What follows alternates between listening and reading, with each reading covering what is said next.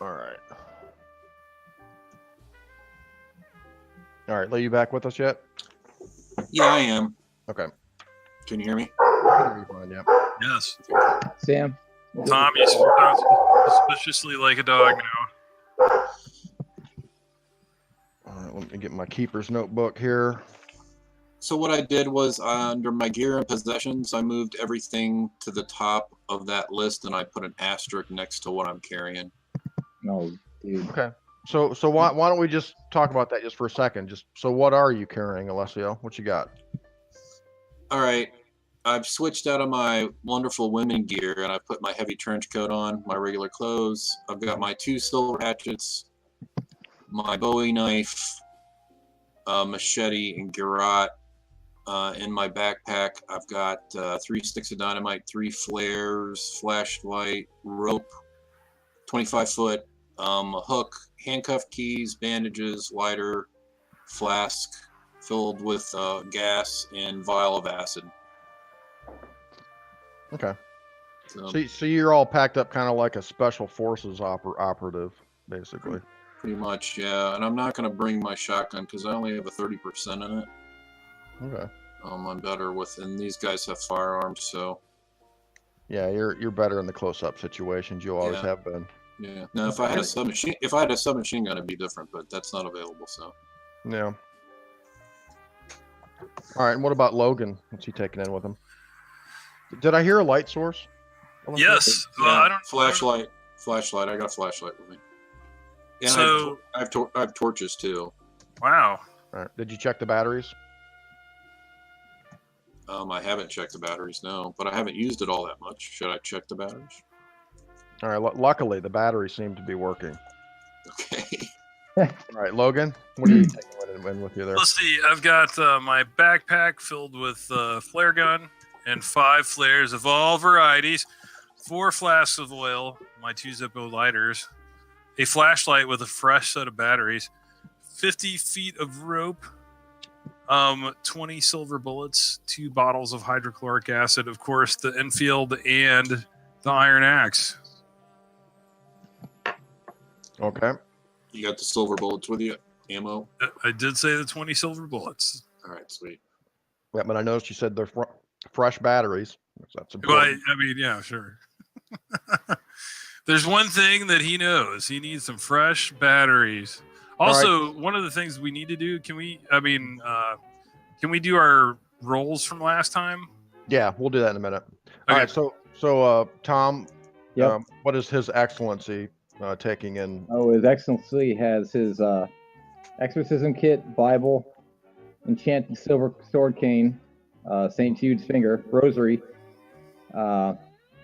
his cloak, flares of all of the 5 different types, rope, 2 Zippos, 2 vials of acid, shotgun with 20 shotgun slugs of silver plus 20 normal spread rounds, flashlight, new batteries, backpack to put all this in, 2 flasks of oil, and 6 sticks of dynamite around his chest that he saw the doctor do one day. Okay. He's feeling pretty good. And so you guys know, and I mentioned this before. Actually, it says it in the rule book. I'm just going to say it again. Uh-oh. Concerning dynamite. Do I need to really even say anything? No. Apparently, he's run into us before. Say it. Yeah, let's hear the warning. I want to hear the warning just in case. Yeah. Yeah, we need to hear the disclaimer. I know we're gonna it's just gonna roll off us like water on a duck's back, but let's hear it. Well, I'm just going to say, there are inherent risks in using dynamite.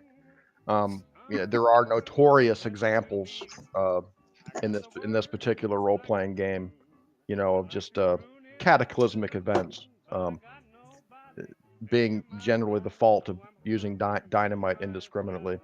And, importantly, when you're in an underground situation like you guys are going into, dynamite can be especially dangerous. Deadly.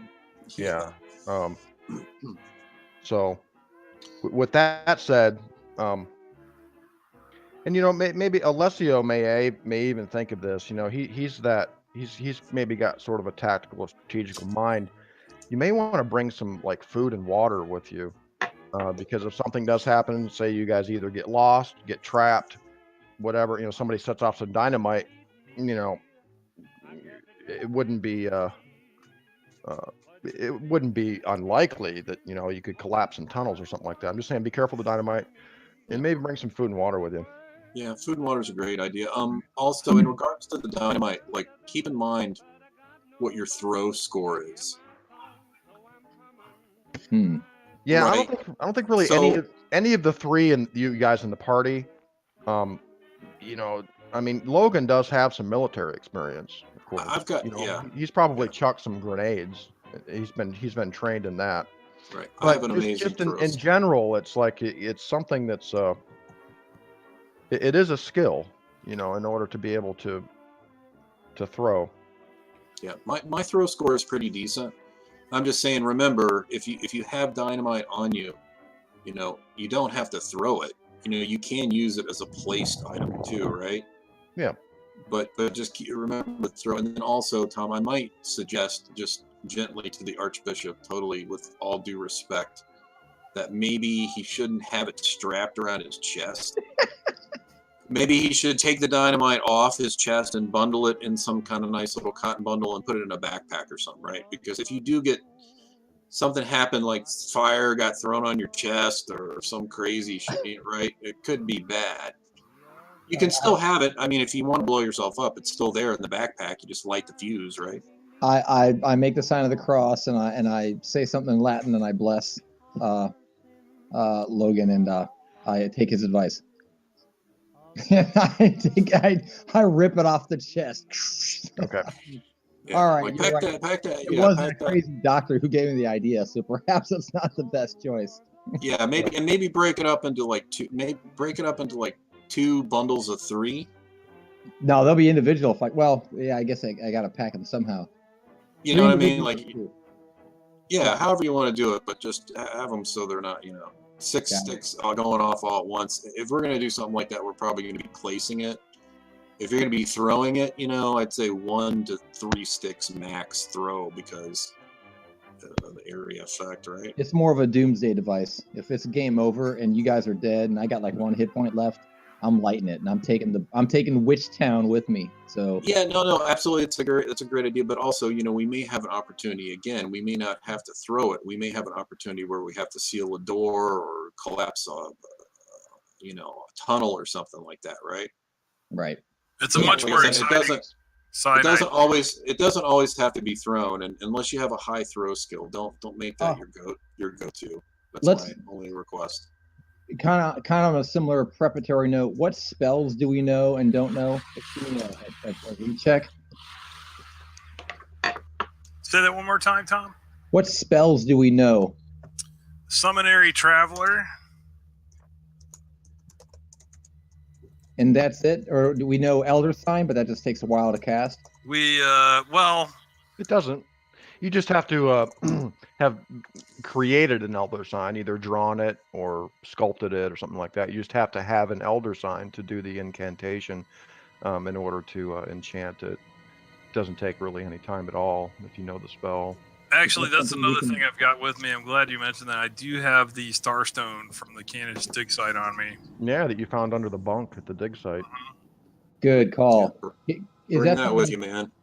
Could I and I'm all seriousness, could I draw a picture of it on a piece of paper and then cast a spell? Does that work? Yes. Oh, then I have my little diary with me, and I have several sheets of paper with the elder sign already drawn on it.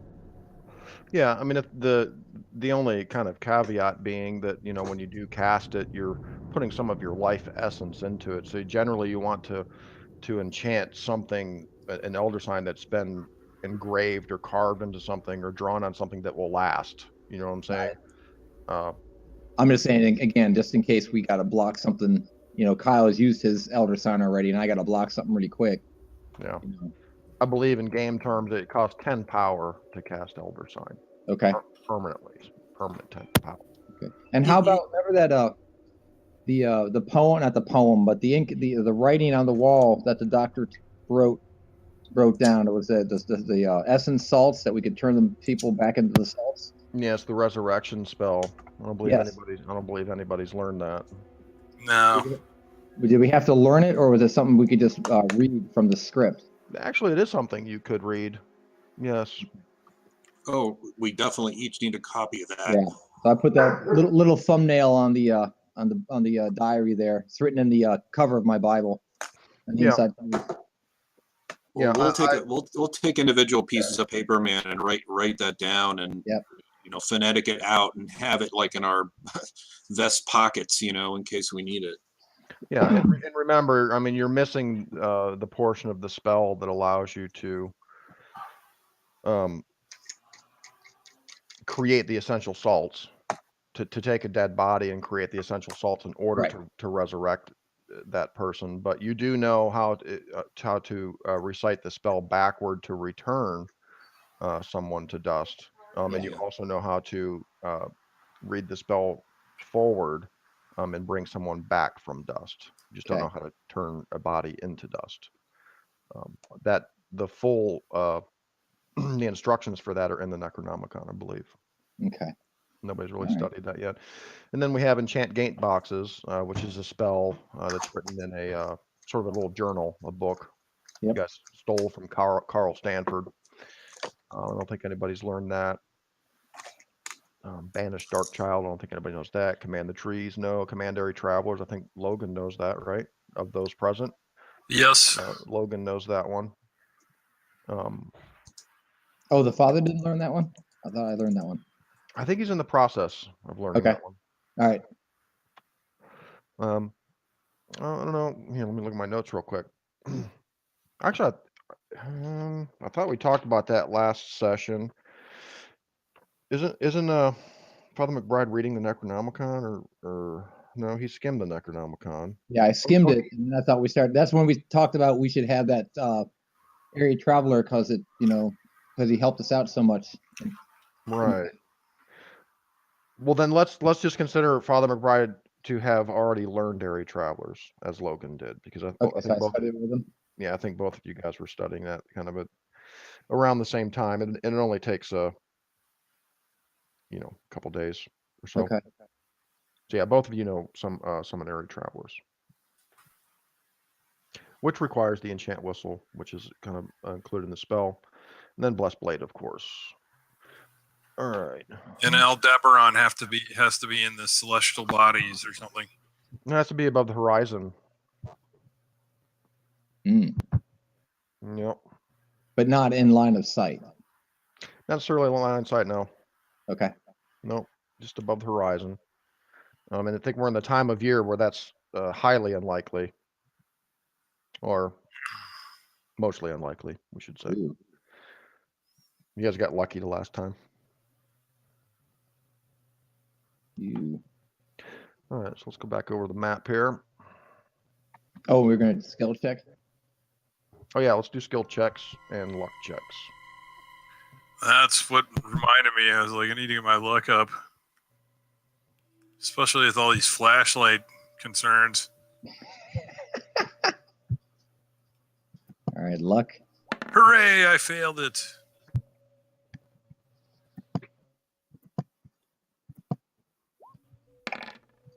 I failed it too, I think. Wait. Yay, 7. I'll take it.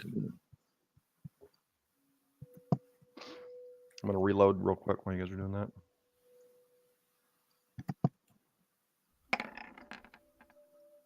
Damn. Yay, disguise. Dressing up like a woman's really paying off.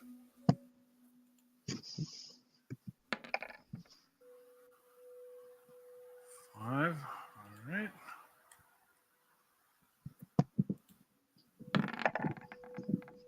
Archaeology. Yes. Okay, fail archaeology. So that was cool that we go.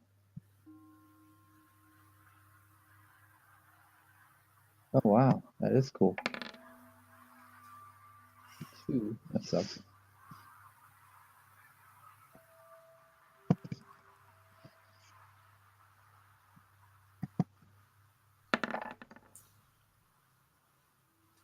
Damn. Hard to make it. That's not good. You're a pretty handsome man. It's gonna be hard for Yeah, I you was to do it. hoping to be somewhat disarming this time. I failed my. Wait, I think I did. No, you rolled a 01 on your archaeology, dude. Oh, I thought. Oh, critical success. I thought it was a critical failure. Okay, I gotta back that out then. Hold on. Do. I was gonna say, I felt bad because I only got 2 points of archaeology. I was like, wow, cool. I failed it. No, I was like, that's a critical success. You rolled a Yep. 1. Yep. You handsome devil. I'm so good.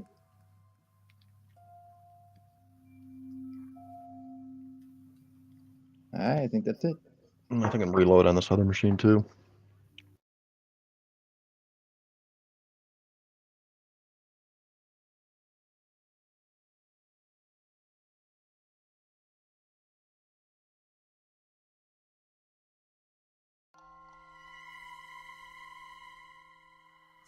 I think I may have actually witnessed Kyle do that. What's that? Tell somebody to get out. Yeah. Yeah, freshen your drink, Governor. Get out. That's such a funny Simpsons episode. Money's on the counter. Don't let the door hit you in the ass. That's Frank Sinatra. Yeah.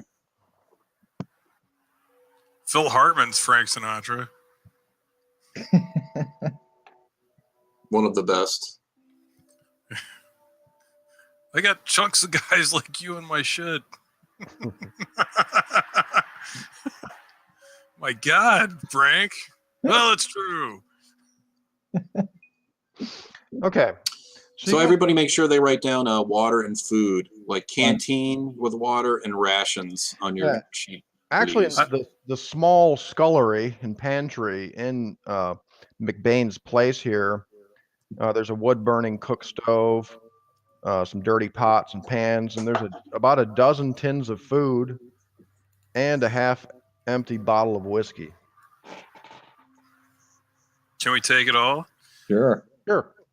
All right. Well, I mean, as far as the food and whiskey, yeah.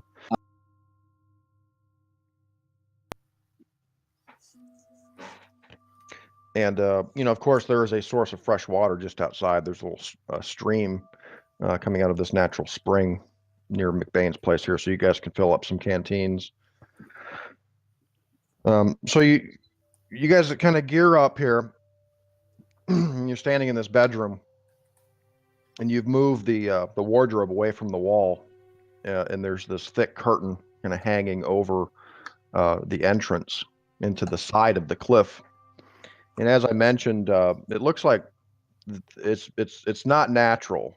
It looks to have been kind of chiseled out of the side of right into the granite with what appear to be hand tools. And with your knowledge of archaeology and such, it looks like it's been here for a very, very long time. It looks ancient, in fact. The air coming out of the cave, there is some movement in the air. There's air kind of gently flowing out of the cave, which would lead you to believe that there's probably some other way out entrance or exit, somewhere down there. But it has this sort of damp, musty odor. Smells kind of lizardy. No, more like kind of mold or fungus, probably something like that. Sort of musty, thick odor. But not rotting or decay or anything. No, nothing foul. So I would suggest kind of zooming in on this map a little bit if you can. All right. So you can get a good look at it. It's I toyed around with the idea of actually creating a map instead of using the map from the book, but I'm lazy.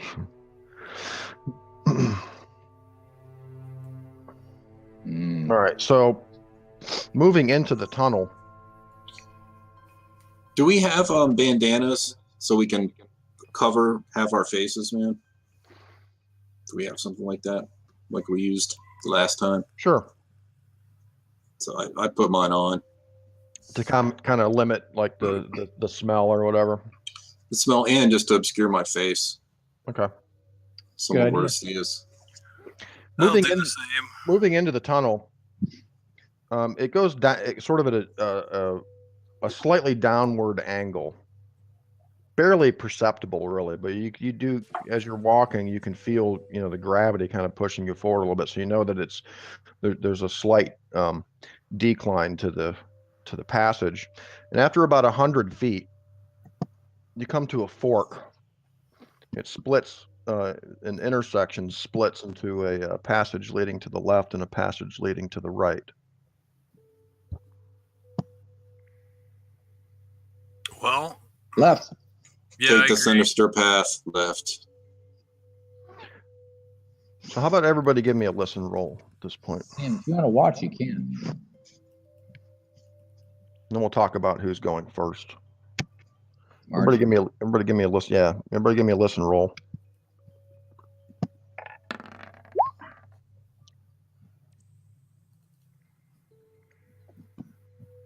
I do not make it. Ooh. Nice, guys. Ooh, the Lord lets me hear all. You guys can check that. Down the southernmost passage, you can hear very faintly what sounds like a very faint sound of dripping water, as if it's like the sound of drops falling into a pool or something like that. That's to the right. To the right, yes. Which is probably the source of this sort of, dampness. The air is very heavy and humid down here, so there's definitely some water source down here, and sounds like it's probably down that way. But both paths go down. They appear to go. None of them, not one's going up and one's going down. Slightly, very slightly. The passages still appear to be hewn into the rock, man-made. Now you guys want to go to the water? Find the deep ones? I say we go to the left. Yeah, I agree. Let's continue down the left. Okay. I mean, the only thing that's going to be down to the right is going to be the hell spawn. It's like waiting for a treat from Duncan McBain and Chantrain.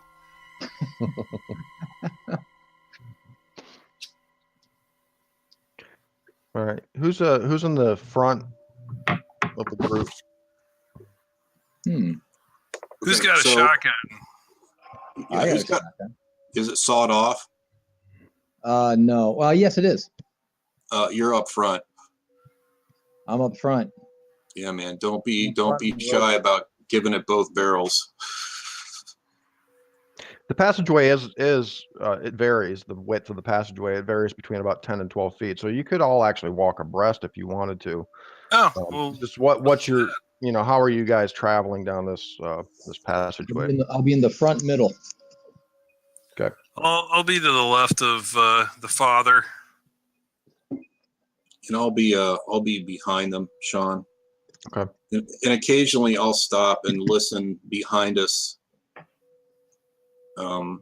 just to make sure we're not being followed or someone's not coming in after us. Okay. Sure. All right, I'm going to slightly change the range of your flashlight here in this dynamic lighting situation. Oh, that's really cool. There we go. Oh, that part's not as cool. So the map represents the limit, the outer limit of your flashlight. As you can see, you sort of have a bright area nearby, and as the distance gets further, it's kind of dim. It represents like dim light, out in that direction. No, it looks good. It's just it was nice to see the other direction too. Yeah, but eventually, it's not working correctly. Hold on one second. Let's go back here for a second, because it should keep that revealed to you. Let me just look here.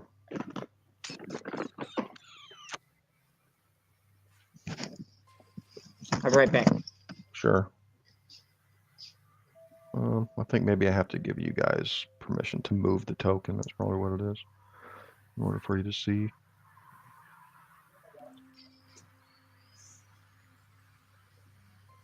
Hmm? Mm. Oh, it glitched out on me. I'm sorry. Let me reload real quick.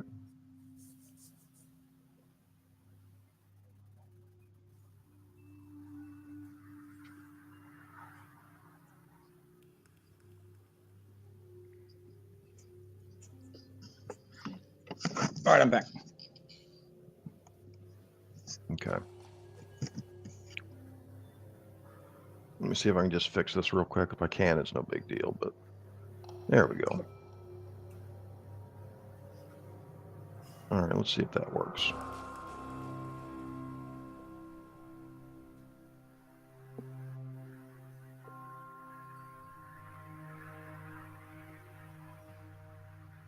Yeah, there we go. So where the places that have been revealed should stay revealed now. And Lee, you're in the back. I am. Can you like sketch out a map of like where we're going so we don't get lost in these caves? Like a Sure. Sure. I can take a little simple map. Sure. Yeah, just with a little notepad or something. Just draw it on the outside of a dynamite stick. Yeah, after a minute, Don't throw. Logan, you're kind of shining your flashlight up ahead, and you can see an opening in the passageway, and you see what appears to be more of a natural type cavern, and just at the mouth of the tunnel that you guys are exiting from, you can see several stalactites and stalagmites, kind of to your left. They seem to be natural formations, and the walls and floor of this area this tunnel seems to have been cut into a natural cavern, I guess is what I'm trying to say. And it looks like it continues some distance ahead. So just to make a note here, so this thing actually works like a flashlight, huh? Yeah, it does. Cast the shadows and everything. That's really cool. Yeah, basically what I do is there's a dynamic lighting layer, and I go on there and I put lines and dots or whatever that will block the light, So yeah, it does work just kind of like you see what you see, Yeah. Okay. I see the whole map in front of me, but the players see only what their light reveals. So there could be a beastie right in that shadow, right in that corner, or that triangle behind that stalactite. Yeah, exactly. So you can kind of move it. Yeah, that's cool. And it shouldn't be updating on drop, though. It should be like real time. Let's see here. As we approach this cavern, I'm looking up into the ceiling, making sure there's nothing hidden up in the stalactites and down, and I'm like really studying the walls, making sure there's nothing creepy crawly tucked up in there. The ceiling, evidently the ceiling is so high that you cannot even see it with your flashlight. It's a true cavern. Can I listen? You don't hear anything except for your heartbeat. And what seems to be huge spiders coming down their webs. Right. And your soul slowly pulling away from your body. Oh, Shelob, this is your cave? All right. Mm-hmm. So continue into the cave? Yep. Continue into the cave. Yeah, it's the Shelob Loft timeshare. Are we still heading down slightly? No, the ground is leveled off in this area. Although it is very rough and rocky, and there are some smaller stalagmites that you guys have to crawl over. It's very uneven and natural. There are some small pools of stagnant water in areas. Some of the there's actually every once in a while some water will drip on you from above. So it's very damp. As you're shining your flashlight around, the rocks are just glistening with dampness and moisture. As you move a little further into the cave, a couple of things become apparent. You can see what appears to be a small, looks like a natural passageway, sort of like a little opening up ahead to the left. And directly ahead, you see a set of stairs that have been hewn into the rock. And Are they going up or down? These stairs are leading up, as far as your flashlight can see. The rocks above on the surface? Yeah, it looks like the stairs were kind of carved out of the wall of the cavern. And they're kind of narrow looking, but they lead up at a rather steep angle. Do they look ancient as well in construction? They do. Archaeology? Okay, they do.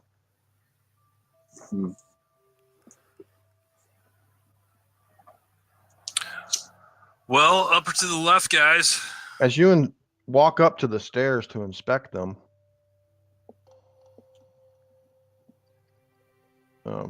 you shine your flashlight into the little opening there, and it appears to open into a small room or chamber. And like Alessio, you kind of get your flashlight and you're looking through this small passageway, and it's very dark in there. And your flashlight, you're looking, and as you kind of pan your flashlight down to the floor, you realize that the floor in there is covered with bones. Oh, shit. Human bones. You don't have to be a doctor of medicine or an anthropologist or archaeologist or whatever to realize that the floor is littered with countless numbers of human remains. Are they ancient? Are they gnawed on? Are they broken? Are they scattered about? It's kind of hard to see from through this narrow passageway that leads in there. But let's pause for a second. The bones look like a couple feet deep on the floor in there. You know what I'm saying? Yeah. Let's pause for a second. Okay. So we see the stairway in front of us. What's to the right of the stairwell? A little farther down. All right. So you walk over here and kind of peer around the corner, because the stairs create kind of a corner there where you are. So you shine your flashlight more up towards the northeast there. Right. And you see what at first you think it's some kind of natural structure jutting up out of the floor. But then you see it's sort of square shaped, as if it's been carved out of solid rock. It looks like a rectangular shape that's been cut out of the rock, but you're still kind of far away from it. It's hard to get a close look at it. Mm-hmm. It's kind of a black, shadowy shape, and it looks like it's made of stone. Looks like it may have some kind of carvings in it. There's a passage to the right. There is another passageway to the right that you notice with your flashlight. Yes. So I'm just hypothetically, guys, maybe the pile of bones to the left, perhaps the ceiling goes all the way to the roof, and they do sacrifices up on top, and they drop. Exactly, that's what I think too. Okay, cool. So, this could be an altar in front of us, and they could be sacrificing down here and just throwing the bodies in there. Maybe. Let's go check out the altar. I think you want to check out the altar, or you want to go upstairs? I gotta check out the altar, man. It's right here. All right. Yeah, we can walk down there a little ways. Sure. So Father McBride, in all of his curiosity, says, "Over here." And he goes walking over towards the altar, and it's an altar.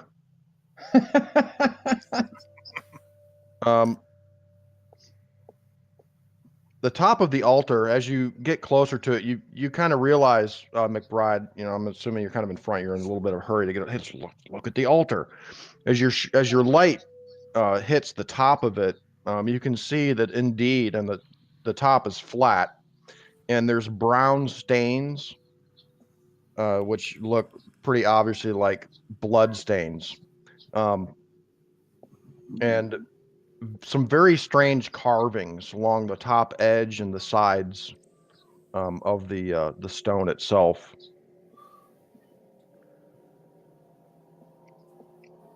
And they appear to be some sort of stylized representation of octopoid tentacles carved into the stone, as well as strange and human-looking eyes carved into the stone. And in the long sections on your side and the other side of the altar, you see it appears to be Egyptian at first when you're looking at it. But as you kind of stoop down, shine your light on it and get a closer look, the engraving appears to be a row of sphinxes, almost like Egyptian sphinx with the body of a lion and the head of a man. However, the face on the sphinxes is blank, just like the statue you guys found at the dig site that Logan uncovered with his shovel. Man, these guys were lazy. They just never finished the faces. They want to put your face on it. You guys can give me a Cthulhu Mythos check.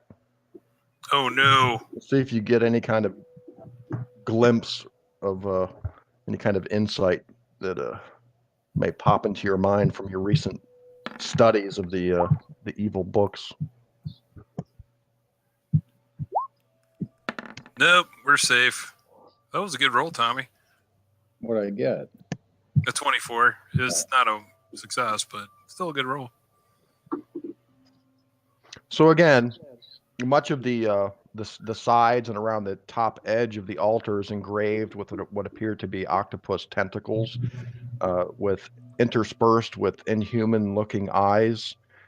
And in the midst of these tentacles and eyes are these rows of sphinxes on both sides of it. These faceless. All these sphinxes have faceless. They're all faceless. Yes. What Also, does it mean? as you're inspecting the altar, you see another passageway not too far away of stairs leading down. Oh boy, here we go. I mean, actual stairs cut into the stone. Also ancient in construction. Yes, this place has been here for a very long time. And you're beginning to notice as well, on the walls and floor of this place, there are some interspersed among these puddles and stalagmites that are poking up. There are some patches of greenish and grayish looking fungus.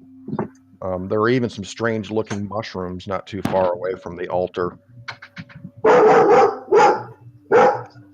The dog doesn't like those mushrooms.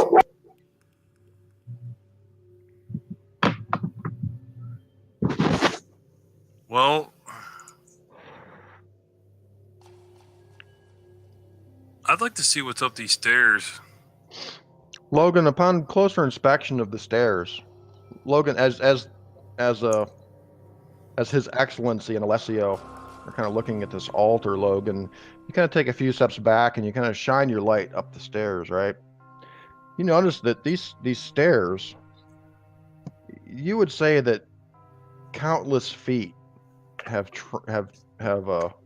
trodden up and down these stairs over the centuries or millennia or however long they've been there.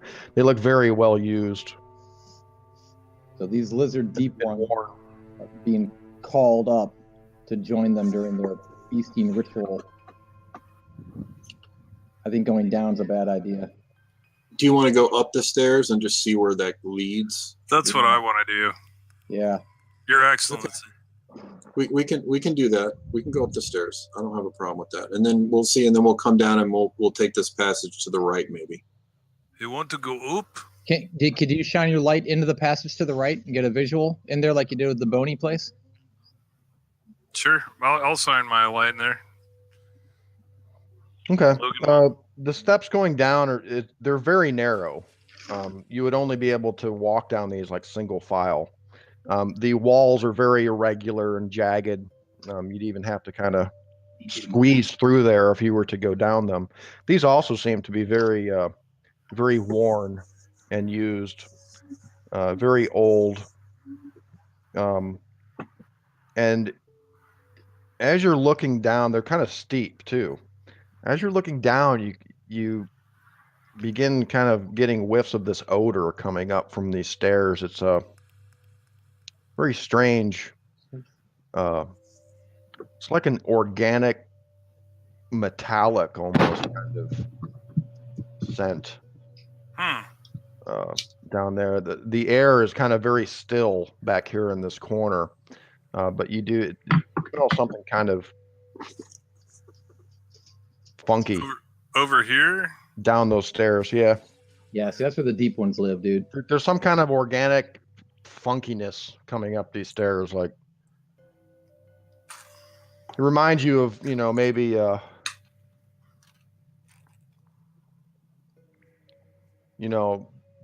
some of the actually during the war, Logan, you had the distinct pleasure of being around a lot of dead bodies and everything like that. There's kind of a faint tinge of like sickly sweet, rotting organic kind of smell coming out of it. It kind of reminds you of the smell of a World War I battlefield. You know what I'm saying? Yeah. But there's also something strange about it. It's almost like this kind of tinge of metallic, almost like burning metal almost, but just very faint.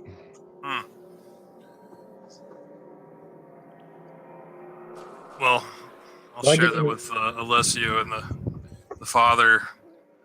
It smells like the trenches down there, guys. I mean, it smells like dead bodies mixed with some sort of metallic.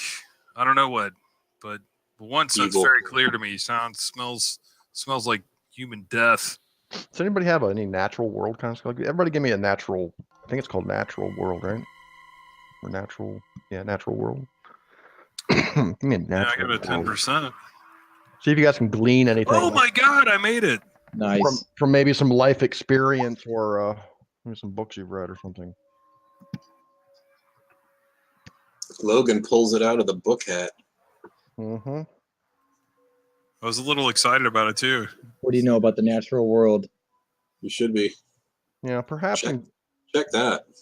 Yeah, perhaps in university, Kyle, in your studies, maybe you took some biology courses, right? To go along with your studies, and you're pretty sure. I mean, you did some work with reptiles and things like that. It does smell like a reptile cage kind of a thing. That's where the metal, it has this sort of pungent metallic scent to it. It smells like something like that a serpent would excrete. Repticon. Yes. Oh man. So all the hair kind of stands up on the back of your neck, and you kind of shudder a little bit as you realize. Okay. Sweet Jesus, it smells like serpent people droppings, and those droppings are made out of humans. Would this two things? One, would you think it would behoove us to put an elder sign here at the foot of these stairs so these beasties don't come up and attack us and they're multiple? I think this is their bathroom over here. No, I think they live down there, dude. All right, Sean. Would an elder sign work on these particular? Because aren't these terrestrial in nature? Yes. Well, according to the writings, the elder signs are effective against the great old ones and their ilk. That's all you know. This is ilk. And you guys really, at this point, really don't even know too much about the great old ones and who they are. You know that you could put this being called Cthulhu into that category because you've seen him called, a great old one in the texts, as well as some others, Neogtha, and the whole family of great old ones, but you really don't know too much about it. Although the writings of the incantation and the descriptions of the elder sign and what it's effective against, it does mention the great old ones and their ilk. It's Well, I only guess effective against them. well, I guess if these things are the ilk of a great old one, maybe it would work on them, right? Sean, can I tell from like my history and archaeology and skills and whatnot, the layout of just this of the pedestal here and the stairs? I mean, can I like it's like how the ritual would be performed? Like a body would be carried somewhere, cut, maybe thrown down the stairs to feed the ilk, or I mean, is there anything? Can I glean any insight into how the ritual would take place? I think what would happen, Tom, is they'd probably bring the victims down the stairs and then throw them on the altar and sacrifice them and then kick their corpses into that room. See, I would have thought they would have brought a human in from the outside, laid it on this altar, killed it, and then let the ilk have their way with pieces of it, and the rest of the body then they throw over to the left. You really don't know, Tom. When Alessio says that, it kind of makes sense. There is a room literally full of human bones over there by the stairs.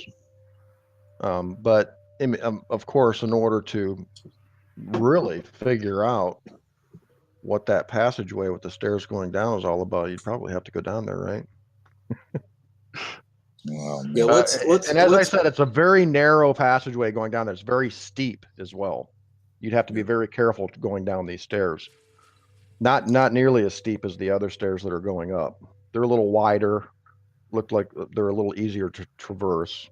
Those are snake people stairs. Yeah. So do we have an elder sign? We have one elder sign. Is that correct? Yeah, I do. Logan has a star stone. Yes. Okay. Let's take a look down this passageway to the right real quick. Shine our light down there, and depending on what we'll see, maybe we'll go up the stairs or we'll go down there. Nobody wants to go upstairs? All right. Yeah, I'm all for that. Yeah, that's what he's saying. Yeah, we'll go upstairs. Yeah. Oh, okay. This passageway down here seems natural, actually. It looked, just shining your light in there and going in just a few feet and shining your light in, it looks like it forks, veers off to the left in a very narrow passage, and it looks like it continues further south in another passage. And this passageway looks natural. It doesn't look like it's been carved out of the rock. You can see trickles of moisture and water coming down the walls in here. Let's truck up the stairs. More signs of fungus. All right. We'll go up the stairs. Okay. So you guys begin climbing the stairs.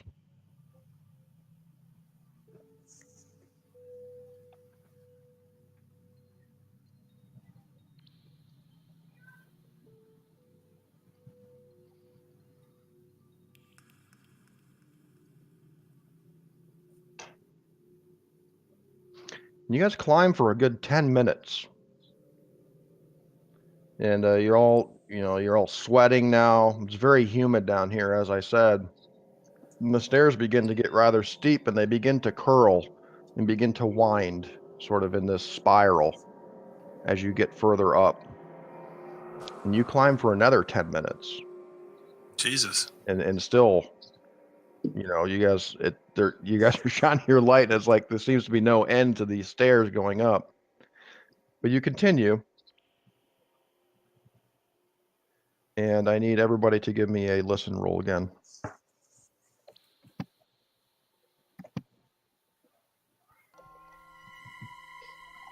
All right. I'm in the group that made it this time. Me too. I don't hear anything. Take the iPod ears or iPod out of your ears.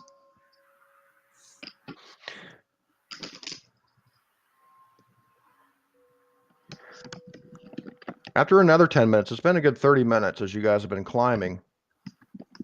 Good Lord. You hear a noise from above. You're not sure exactly what it is. It sounded like a thump or a click or something. Click. And it kind of stops you all in your tracks as you hear it, except for Alessio, who kind of bumps into the father, as he stops, and because he kind of looks and listens.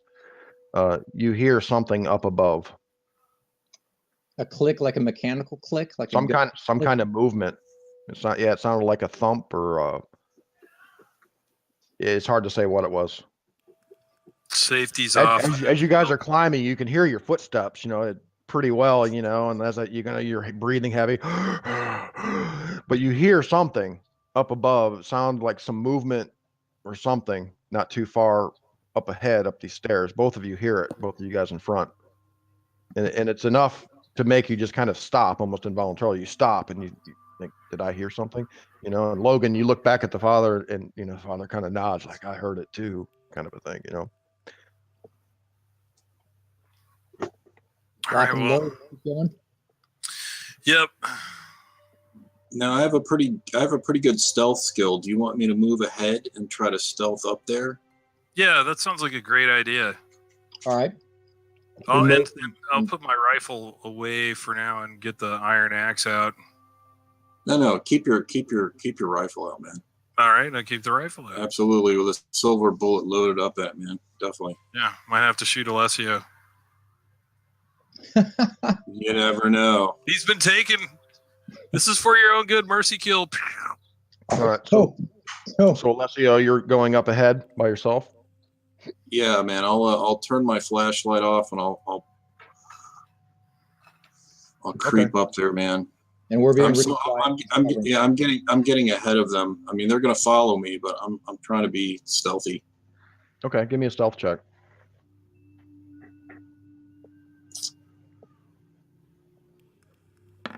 No. Fuck. What the? Oh, dude. We hear another thump, and it's Lee. Okay, so you have some options, Lee. You can spend luck to, and I'm not telling you there are any consequences of failing at this point, okay? Right. You can use some luck points to succeed. I believe that would take 16 luck points. Or you can push the roll and roll again, meaning that, if you succeed your stealth check. But if you fail, something bad will definitely happen. Like, what could happen? Like, he's really loud? I mean, what kind of repercussions? I mean, he can't shoot himself, right? I mean, right. Well, first of all, if you do want to push the roll, you have to justify it. Meaning, no, I'm not pushing the roll. You have to give me some idea of what you're doing to try to be stealthy. You know what I'm saying? Like something specific. This could be a good use of the push. I mean, again, what's the downside? What could possibly go wrong? If something already heard you, they heard you. And if you push it, they heard you louder. Okay, sorry. But if you push it and you succeed, you're quiet. That's one way to look at it, Tom. Yeah. Yeah. I mean, I guess you could walk into a giant bell and ring it, and then all come running. I mean, you run into I think if you push the roll and you fail it, it would be like I would trip and fall. There'd be a giant, You stand up in the middle. The only question is, do I want to burn my luck? And I think I will. I'll burn the luck, man. Yeah, because I think technically the way the game designers intended it, like, I'm not supposed to say or give you an idea of what will happen if you fail the push until you actually commit to pushing. You know what I'm saying? Right. Yeah. I'll burn the luck, man. And in order to commit to pushing, you have to kind of give a description of what you're trying to do in some way. Okay, so you're spending the luck. It's important enough, yeah. Okay. I like the idea of you standing in the middle of a bell, like wheeling around with your machete. Cling, cling, cling. Yeah. Knocking over a box of symbols that just happens to be sitting there. All right, Lee. So you're slowly trotting up this spiral staircase, and you hear some movement up there. You feel like this. It sounds like something shifts, like somebody's feet shifting on gravel or something like that. And then you hear the sound. It's like a here we go, lizard man. So you stop, and you listen. You hear some. You stop and you listen. We have cameos tonight. I love it. Yeah. Hi, Alex. Hey, buddy. So you stop and you listen, and you hear some more movement. It sounds like somebody's walking up there, or moving around, and then you hear this creaking sound, like a.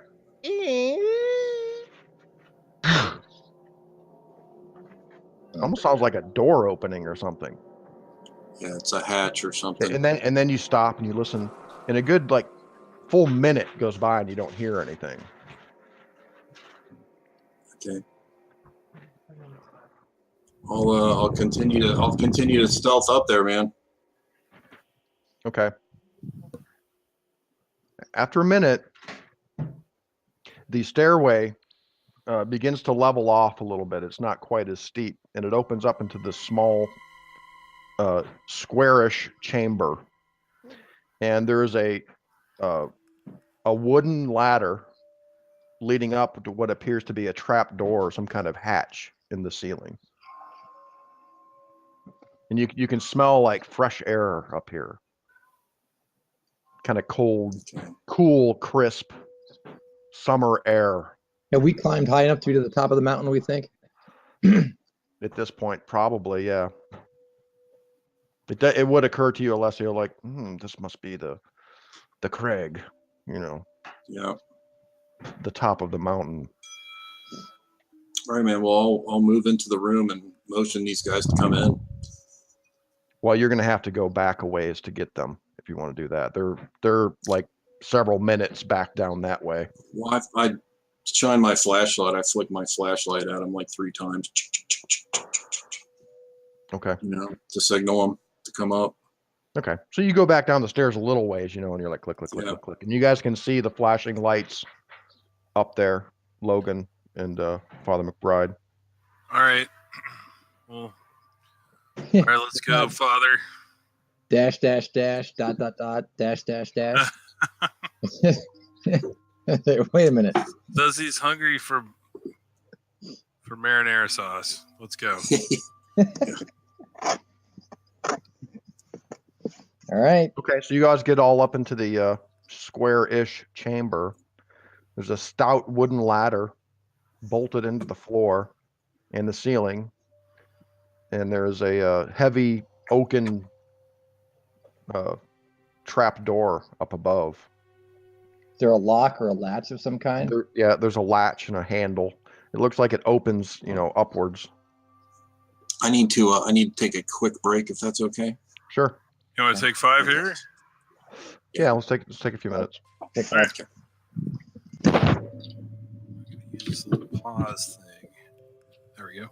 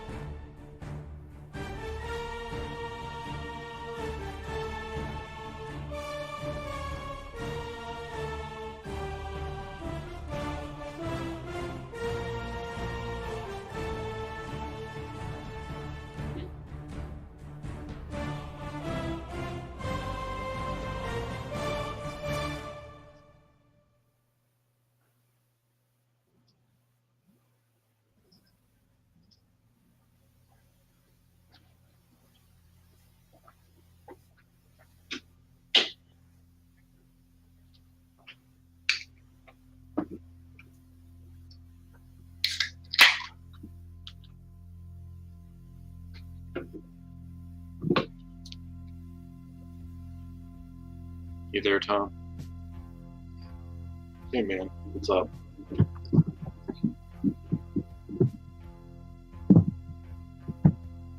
Yeah, there's definitely some people up this ladder.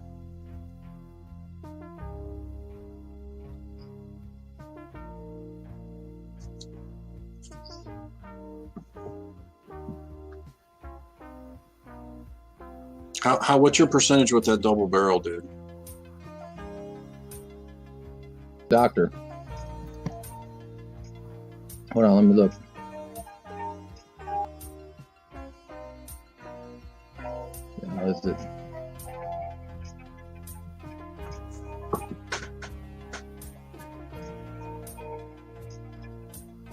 What is it? Firearms? 59. 59. What's your attack with your sword? What's your best attack? Sword is 35. Okay. Shotgun is definitely the best. Okay. So, all right, man. But I could curse at him in 4 languages. So you probably want to be first, dude, up the ladder. Right? With the double barrel, Yeah, with the double barrel, man, you fucking flip open the hatch and fucking jump up and fucking let loose both barrels. Boom! Here's what I'm wondering, because what's on top there were those stones, right? We know we're gonna find those stones. Probably. I'm thinking about placing, a stick of dynamite on each stone and then getting the hell out of there and blowing that shit up. Yeah, we can try to destroy it. I'm not opposed to trying to destroy some of the stones, but I bet they'll be hard to blow up, man.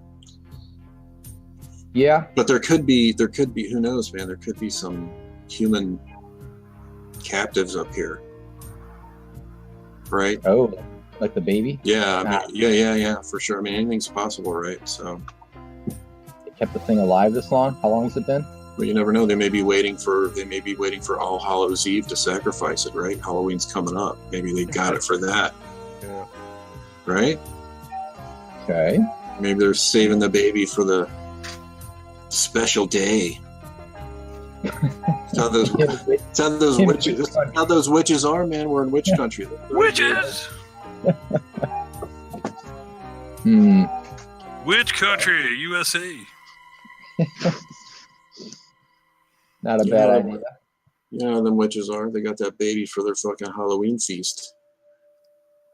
So that if we kick this door open, they're going to be there waiting for us. Yeah, and we're gonna... 1 or 2 of them, though.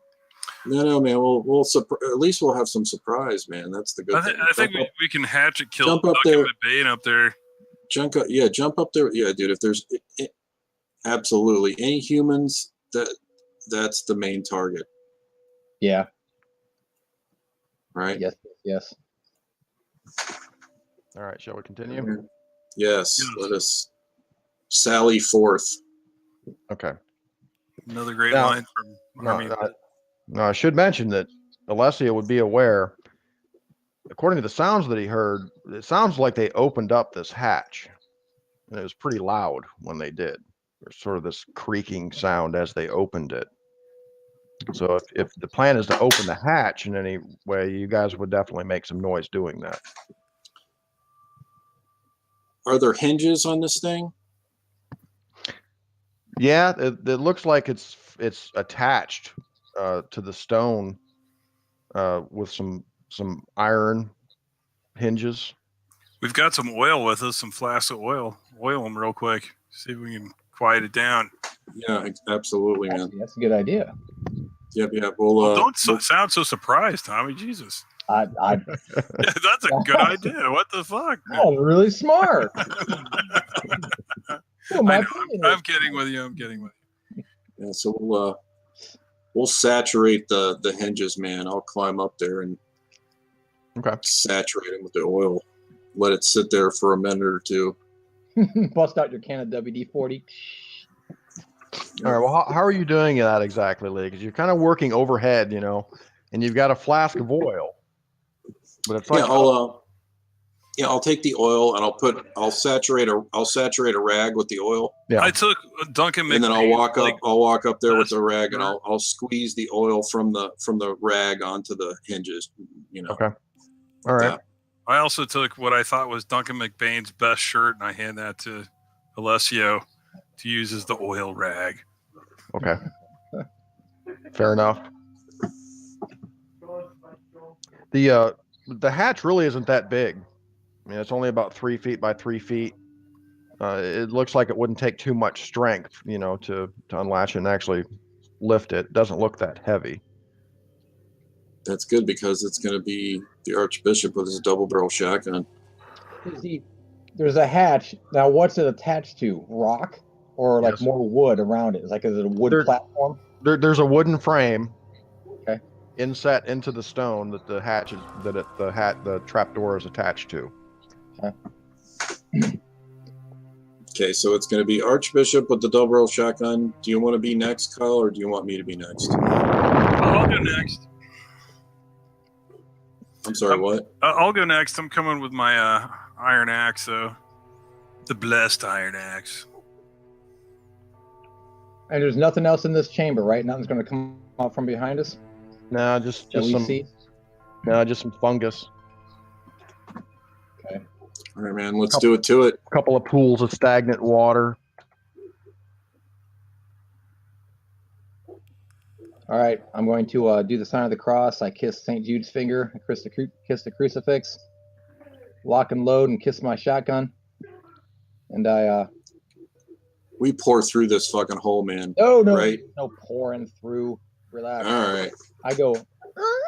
Or no, wait. No. There's no That's right. I lift it up and I listen for a squeak. Is there any squeak, or has it been oiled nicely? Only an inch. I open it an inch. Right. So you got your right arm kind of like wrapped around the ladder with you're holding your shotgun. Like no. Kyle's holding me up with his hands. He's like holding me. He's like bracing me up. Shotgun in one hand, right arm pushing it up. Sure. Yeah, I'll do that. Left hand. Okay. Hands free. Yeah, baby. Okay. So you push it up a little bit. Yep. It makes this sort of like clunking sound, like it doesn't seem to be fitted perfectly. And you have to kind of give it a little bit of a heave, but it comes free. And you get this sort of burst of fresh air come hit your face. It's kind of cool, crisp, and you can hear like crickets. But no sound from the hinges. No creaking sound so far or anything like that. And you hissing sound or anything?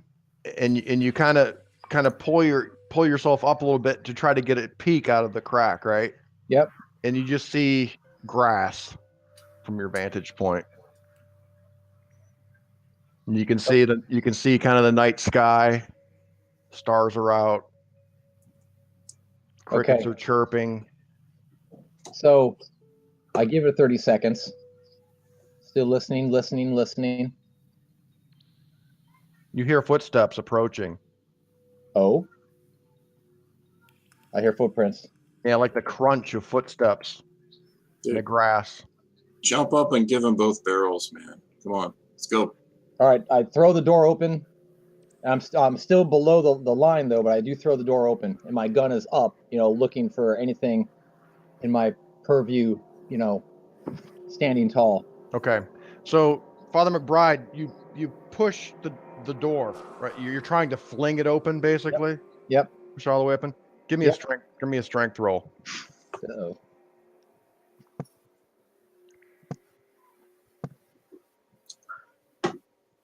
One arm. That's not good. Come on, Burley. May the power of the Lord compel me. Okay. So you push the door with all you got with your right hand, right? So you push it. You're trying to fling it open, and it kind of goes up and comes back against your hand, and then the trap door is pulled open from the outside, and you see standing above you this small. At first, you think a midget. This small, squat person standing there. He's dressed in sort of this mottled-looking robe. But you see its face, and its face has this elongated snout with these reptilian eyes. Do I even see it? Because I've already shot. No, you see it. The door flings open. Okay, from whoever's out there, they pull it open, and standing right above you on the edge, on the precipice of this hole that's in the ground that you're down in, you see this thing looking at you, and it's definitely got this reptilian looking face. It's got a longish looking neck, but the rest of its body is covered in this mottled dark looking robe. And you see this sort of bright shiny looking object that it has in this clawed hand. Blast and get out of this tunnel, man. I'm trying. I fire. Boom! I've been ready to fire since I opened the door. I expected to see something. Blast its ugly snout off its body. All right, hang on. Why aren't they showing up in the turn order here?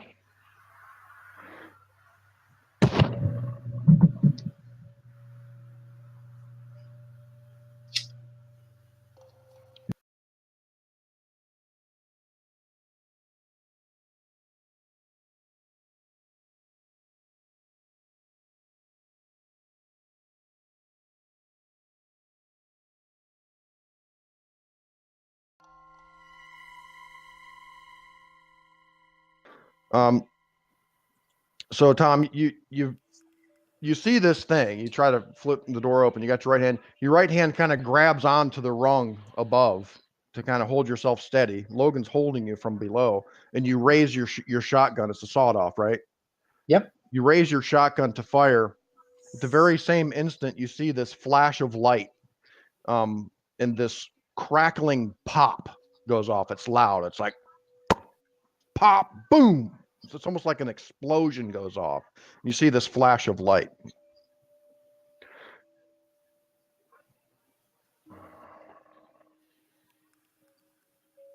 Let me see here. Is it the Lord shining down on me?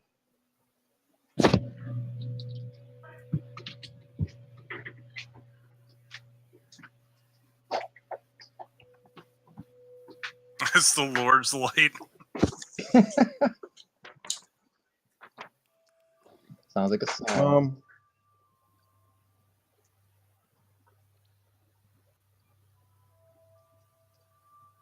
Let me describe it a little better for you.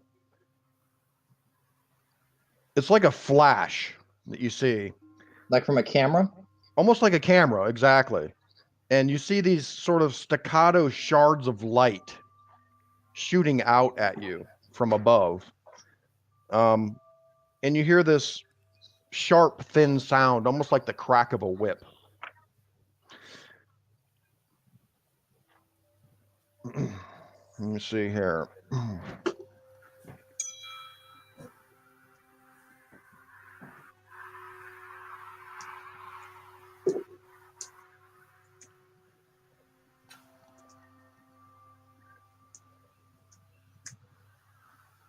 Uh-oh. Uh-oh. What's your constitution, Tom? Hold on, stand by.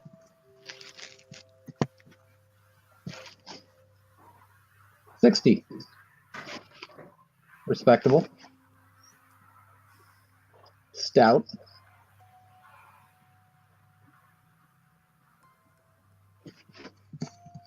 I was in the trenches too during the war, giving final rites.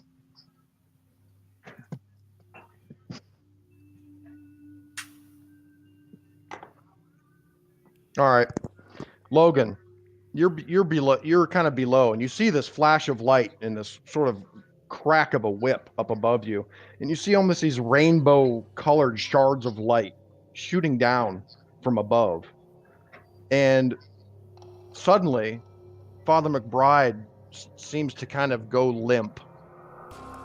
You see his hand grasp upon the top rung as he's raising his shotgun. You see he kind of goes tense for a moment, and then his body goes limp. He drops his shotgun. Alessio, you see the shotgun boom, fly by you and land on the floor below.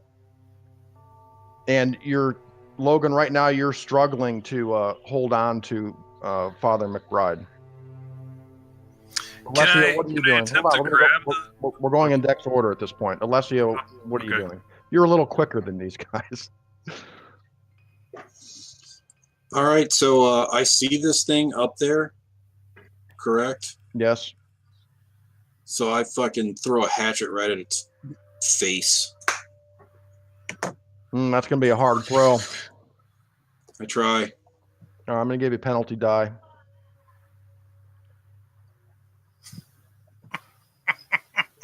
I'll say don't push it because my limp body will be in the way. Is that what you're thinking, Kyle? Yeah, so click the white Push this roll. Whoa, wait click a the minute. white button next to throw, Lee, and we're going to look at the -1 row for 1 penalty die. God, this goes so wrong. Oh man. Well, not a bad roll though. All right, so Alessio's axe flies off into the night. All right, Okay. Logan. Logan, Father McBride, as I said, has gone limp. It seems almost as if he's unconscious or something, or he's in shock or something. But he is now limp, and he's going to fall unless you do something. How tall is this ladder? How far is the fall? It's about 10 feet. Oh, still let me crack my neck. Or jump down with me. Save me, Kyle. I think I should probably let you fall and take a shot at this thing, man. I'm sorry. May the Lord. You're gonna smoke. The Lord's gonna preserve him. I want to. I'm gonna let him drop down and take a round, like a shot at this dude with the infield. You're okay. You're Can on the I do ladder. that? Well, you're on the ladder. Yeah. Okay. And you've kind of got, I guess your head is kind of like up halfway up McBride's body because you were bracing him, right? And now he's about to fall off the ladder. You're about 7 or 8 feet up the ladder right now. It would be difficult to shoot him with your rifle and stay on the ladder at the same time. You know what I'm saying? Well, all right. So maybe the best option is, since I can't shoot him, is to help the father down, and Alessio just keep throwing axes, man. Yeah, I mean the best thing you could do is kind of grab onto him so he doesn't fall. It's gonna be very difficult to kind of hold on to him and climb down the ladder at the point. This is bad. This is kind of bad right now. So you're trying to hang on to Father McBride and keep him from falling, right? Yeah, I'm gonna try to lessen. Like maybe, I don't know. Yeah, I'm trying to like. Right. How about a strength check? All right.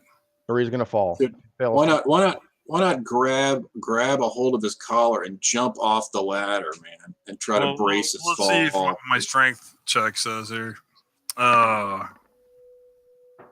Nope, didn't make it. All right. So this is all happening like in a flash, almost a split second. Okay. So you see this flash, and you're kind of half blinded at the moment. You're like, "What the fuck is that?" You don't know what's happening, and you feel his body go limp, and almost as kind of a just out of instinct, you grab onto him, trying to keep him from falling. You grab onto his clothing, and you're trying to hang on to the ladder at the same time. And you realize that if you let go to keep him from falling, you're not going to be able to catch him with one hand. So you grab onto the back of his frock or whatever he's wearing, and he falls off to your left, and you try to hang on to him with your clothes, and he falls right through your hands, and he hits the ground below with a thud. But you're still hanging onto the ladder with one hand. Okay. Tom, Sir. Roll Constitution for Malcolm McBride, please.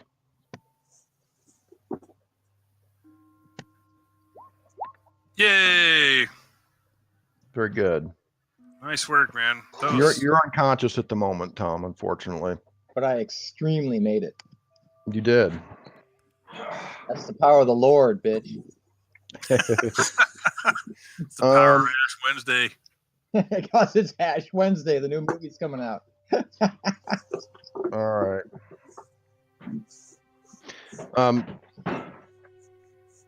So at this point, Logan and Alessio, you see these two dark shapes. It is nighttime out there. You see these two dark shapes kind of come out. They're kind of lingering at this hole up above you. the square Right. hole. And you guys see them too. They're very short. They look like maybe 3 feet tall. They have these reptilian looking faces. You can see their sort of dark green scales glistening in the starlight. They seem to have like this kind of moisture or something on their skin, but then you see their eyes and they're yellow and they've got these, slits in them. And both of them in their hands have these shiny objects. And I'll give you a little bit of an idea of what they look like. They appear to be made of bluish crystal, and they sort of glimmer strangely with their own light. There's sort of a twisted hand grip that they're holding them in these clawed hands. And you see inside of this bluish crystal what appears to be sort of a large blister of purple veined blue glass. And in the fore part of it, in the front part of it, the part that's pointed towards you, you see there are 6 thin rods of silvery looking metal projecting forward from this thing. And this large blister or bubble inside of it has this, like I said, this purple veined blue glass that's sort of glowing with this bluish light. What is this, like a phaser from the future? And 2 of them appear above you in the hole, and they hiss at you menacingly. Alessio, what are you doing?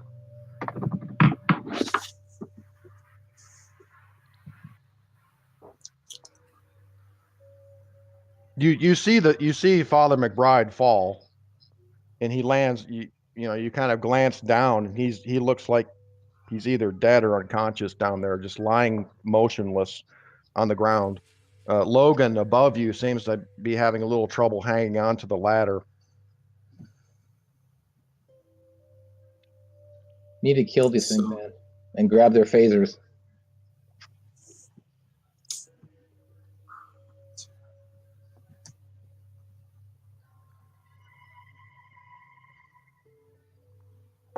Flare gun?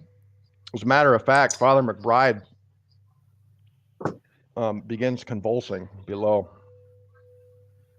He's going to some kind of fit or convulsions. Uh-oh. Foaming at the mouth. All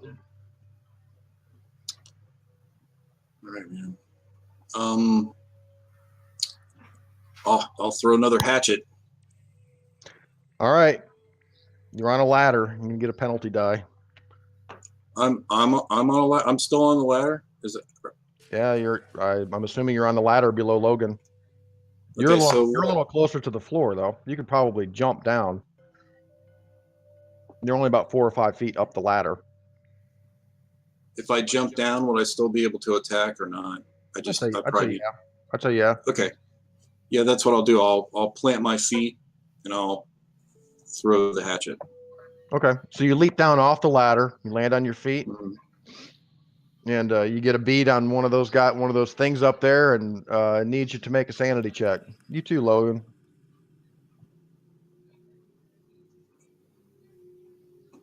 Before you throw, I need a sanity check.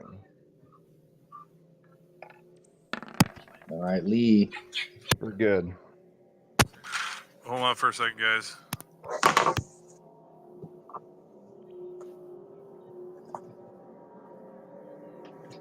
You barely made it. You rolled a Wait, 48. We had a cat escapee there for a second. Uh-oh. I wish my cats would escape. Never to return. Okay, so I'm making a sanity roll here. Well, I have outdoor cats, so. Huh? Sanity roll? Sanity roll, please, yes. Oh, God. Ugh. Dude. It's not a 99 or 100. True. Oh, no. Could be worse. All Not right. even 98. So hold up on the throw for a second, Lee. I'm gonna let you throw. But Logan, you see these things. They look like stumpy, dwarfed, bipedal snakes. They have kind of longish looking necks and they're wearing these dark robes. They seem like half human, though. They do have sort of a human look to them, but their faces are kind of covered with warts looking, and they're kind of malformed looking. They don't look. At first, you think, like I said, the first thing that comes to your mind is like they're midgets, but no, they're midgets. That's They what you need a think. dermatologist. But no. Bad. They do But no, have there's something horrible. they do have sort of a human air about them, when you see them. But now that you're getting a pretty close look at them, with the father's not in your way anymore, give me a D6, please.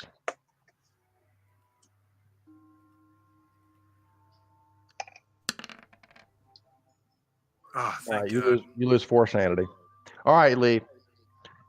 Alessio hops off the ladder. You hear Logan screams involuntarily. He's like, ah! And you throw your axe. No penalty die. Good luck. Oh, man. Shit. Oh, he rolls an 89. Miss. Yeah, man. How many axes do you have? Those are my 2 hatchets. I have other weapons. Well, hopefully this one falls down All on right, top of Father McBride. Logan, Yeah, exactly. to your chagrin, one of these things leaps down at you. At me? It jumps down at you. And tries to bite you. Here we go, man. Hand to hand, dude. It's getting real. Yeah, like It's getting real. It's almost got this human-like croaky kind of sounding voice. Here we go. Mingled with a hiss. This is where it gets interesting. Put yourself right on the barrel of this gun, you fucker. Yeah, it actually kind of grabs onto the top rung of the ladder with its feet. Its clawed feet. And it's a monkey lizard. Yeah, and just kind of comes down at you. It's still got this thing in its hand, but it comes down at you and it kind of tries to grab you with its hand and it like tries to bite you right in the face. Dude, you should bite it in the face. Bite it in the face back. Bite its nose off. Not in the face. Ow, my face. Ah. All right, so it's a fight bite. So now you have a choice, obviously. You can choose to dodge. You can choose to fight back. Or you can choose to do a maneuver or something. Anything other than fighting back or dodging will be a maneuver. Maneuvers are cool because they can be anything using your fight brawl skill. Dude, you could rip this thing from the fucking ladder and throw it down. Exactly. Yeah. Generally anything that you would do to not attempt to damage it would count as a maneuver. And you can do things to like affect its future rolls. Like you can give it like penalty dice. You can do something to affect your future rolls, give you bonus dice, depending on what you do. Bite its eye out of its head, man.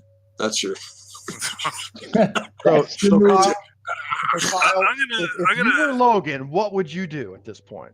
Okay, if I was Logan at this point, what I would do is maneuver just out of the way so that my gun barrel's resting right under its bitey neck, so I can pull my trigger next turn, blow its fucking head off. Well, that sounds more like a dodge.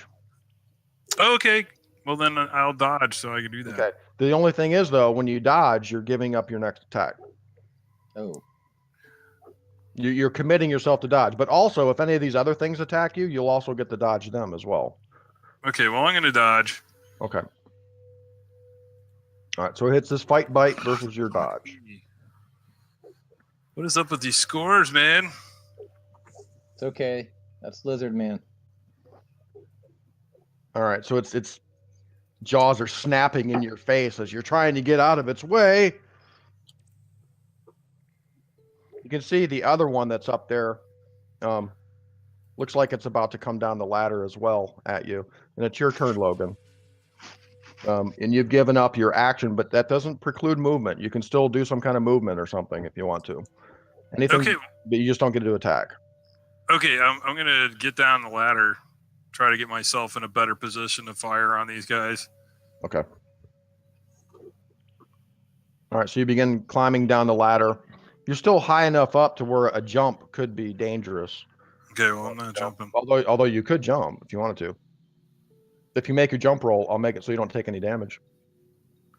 A jump at 20, no thanks. Listen to him.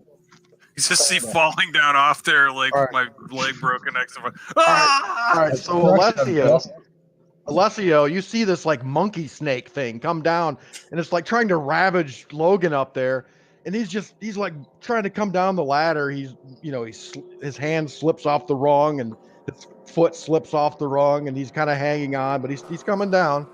And oh no, Tom, I need a Constitution roll. Another one? Yes, please. Am I gonna keep making these rolls? Oh man. Ooh. The trail of sorrow continues with the rolls. That roll. It's just the right-hand side of my screen is just red. I know. It's just red. Now, is this where can I push this or can I luckify it? Fuck. I mean, if I'm about to die or something, I got to use luck. Or if I'm about to turn into a lizard. Yes, you can use luck. Unfortunately, Tom, you rolled a 99. Right? It's not 100. No. And But I am that's pretty lucky with the Lord. But you need 39. You need 39. Was that 39 luck to succeed at that? Well, it's better than dying. It is actually. Burn it, man. If you've got the luck, burn it.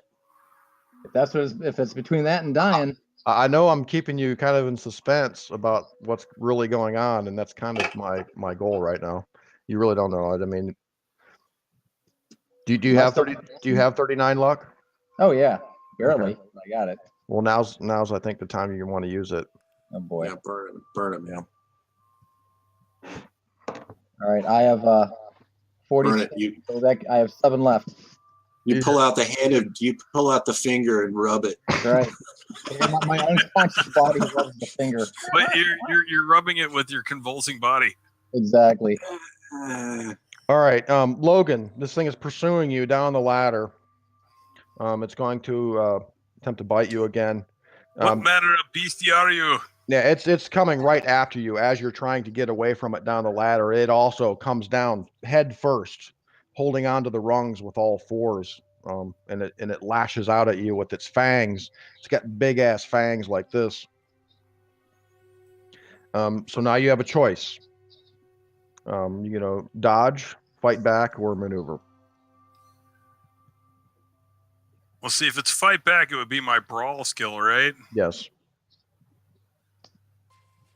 And as you noticed when I rolled, it only has a 35% with its fight. I mean, Fight back, this bitch. Fight back. I was thinking, can I, as a maneuver, can I like have it come towards me and use its own inertia to like throw it down on the floor so Alessio can start? Yeah, that's what I want to do. I want to maneuver to do that. You get a close look at this thing, closer than you'd like, of course. And its fangs seem to be retractable. When it opens its mouth, its two fangs kind of flick out like this, and you can see they're dripping with this greenish venom. No. All right, so you're trying to grapple this thing and throw it off the ladder. Yeah, like just like you're gonna come at me. Great, here I'll help you get all the way down. Cool. Well, then you just have to exceed its success level. Okay. So we're just doing a D20 roll here. It failed, so all you have to do is succeed. What am I rolling with? Fighting brawl. Oh man. Dude. All right, so now Logan is wrestling with this thing on the ladder.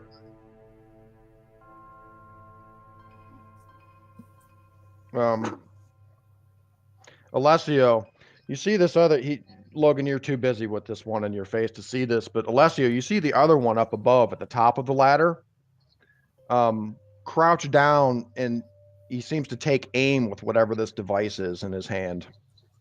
Okay, can I do something? At you. You can attempt to what do you call it? It's not dodge, but jump for cover, which is a dodge against firearms, which would give, if you're successful, it would give him a penalty dice to hit you. But So again, he's getting, again, you would forfeit your next action to do that. So he's getting initiative on me, basically. Yes. Yeah, you're next, actually, after him. God damn it. So, and let's see, and I can give you an idea here. His boom roll is a 40% to hit. Full disclosure. And so if you were to jump for cover and use your dodge and be successful, then he would get a penalty die to hit, which generally a penalty die equals a minus 20% chance to hit, statistically. Okay, I'll dodge. Okay, so now you have to succeed at your dodge roll, though. So roll your dodge. Alessio jumps for cover. God damn it, man. Unfucking believable. Fucking rolls, dude. It's going to turn here. Kidding me?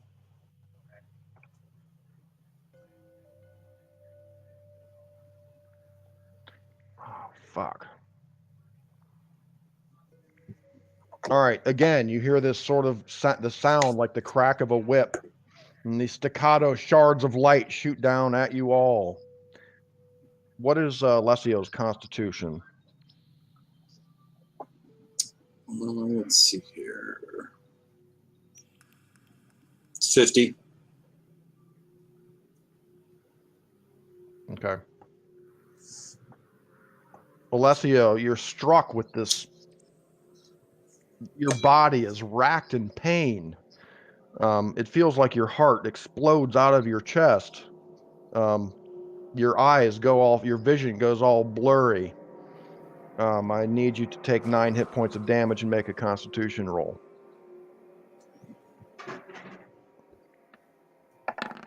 Oh, fuck. No.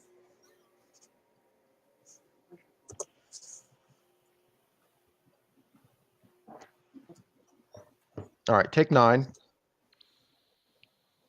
I did. Okay. As I said, Alessia, your body's just racked with this almost unbearable pain as you struggle to see what's going on around you, and everything goes gray and then black. Logan, you're grappling with this thing on the ladder. Okay. Sorry, I'm giving children instructions to go to bed. It's hissing and growling and biting. Okay. Can I... You're almost to the bottom of the ladder at this point.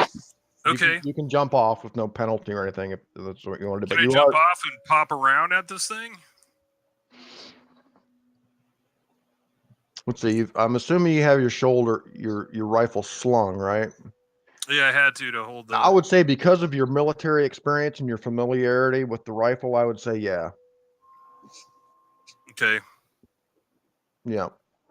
So close enough to jump down, and then... Right. I'll take a shot at it then. Okay. Well, let me see. I think it may try to jump for cover here. Try to get out of the way of that. Which would be a...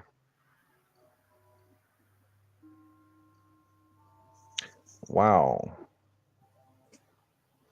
Oh, okay. All right, let's see if he can make his dodge roll. And he's giving up his next attack for this, so... A 32. Fails. Roll to hit with your rifle. Boom! Blam! 2d6 plus 4. You rolled a 2 and a 1. Ugh. Not good. Still 7 points of damage. Let's see this number 2. Oh. Con 10, 50. Let's see what happens. Silver bullet. Let's see. We're going to let the dice say what happens here. All right. So, boom! You hit him right in the body. You know, like you kind of aim like for its heart, where you think its heart might be, and you see the impact of the bullet, and the blood sprays out behind him. That looks like the bullet passed right through him, and he falls off the ladder to the floor, and he's kind of writhing around on the floor. But it looks like he's not dead for sure. Okay, but he dodged, so he gave us the next roll. Right. And it kind of does this shoulder roll as it hits the ground, and stands up near the wall over there, right nearby you, kind of standing over where McBride is in these convulsions. You can see McBride. He's got this foam coming out of his mouth, and his eyes are kind of like, flying open and closed. He looks in bad shape, whatever's going on with him. The other one above, so the one that you just shot, he's foregoing his attack at this point. The other guy, upon seeing that, is going to try to use his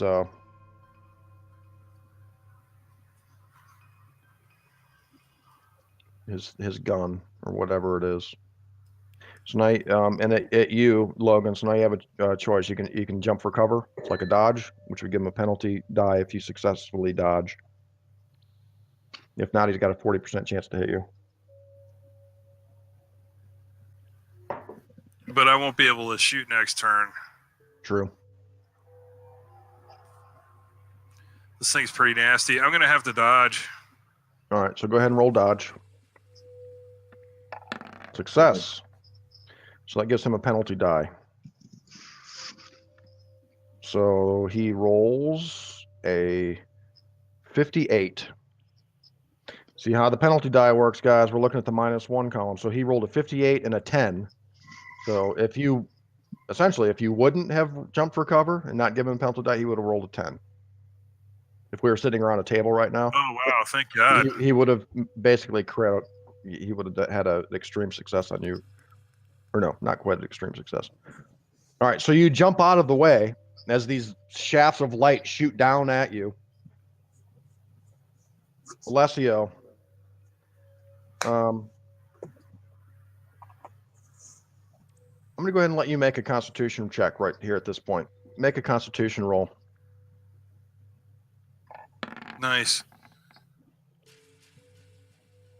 All right, Alessio, you begin to have some semblance of consciousness. You see sort of these gray clouds, this gray smoke is clouding your vision, and you hear this, the crack of this rifle shot right next to you.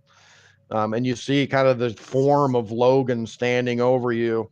You're beginning to become conscious, because I'm a nice keeper. Logan, Logan, it's your turn. Well, Tom, yeah, you took a little more damage than he did. Oh, I got an extreme Constitution check. Mm-hmm. As I foam from my mouth. Yeah. Well, another thing is, and I'll just tell you, just so you realize, I am being fair and nice. You took enough damage to take you to 0, basically. You took 10. You're at 0 hit points right now. Logan, you're up. Okay, can I shoot? I'm sorry.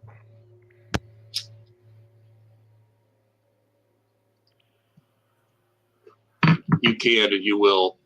All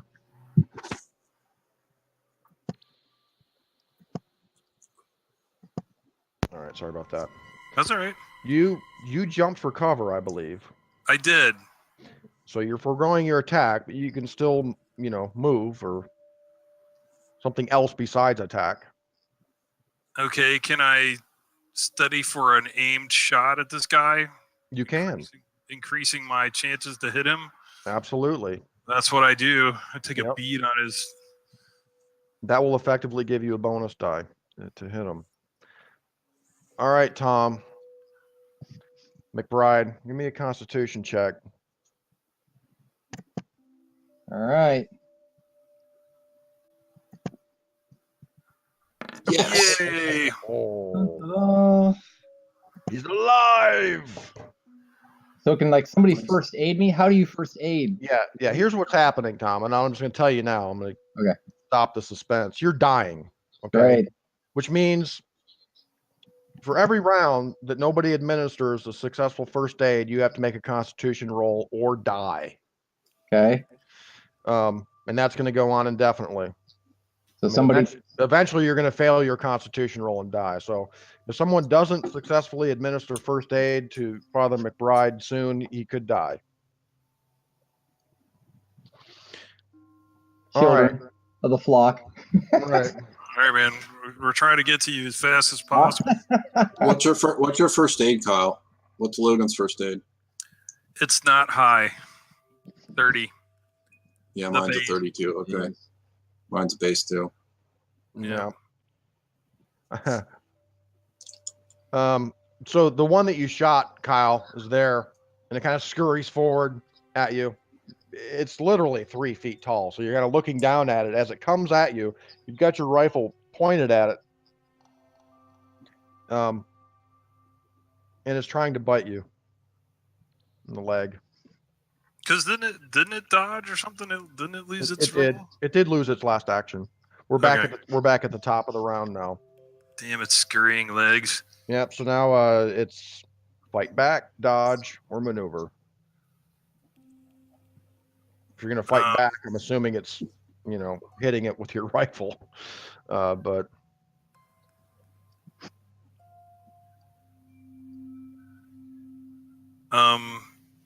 Oop.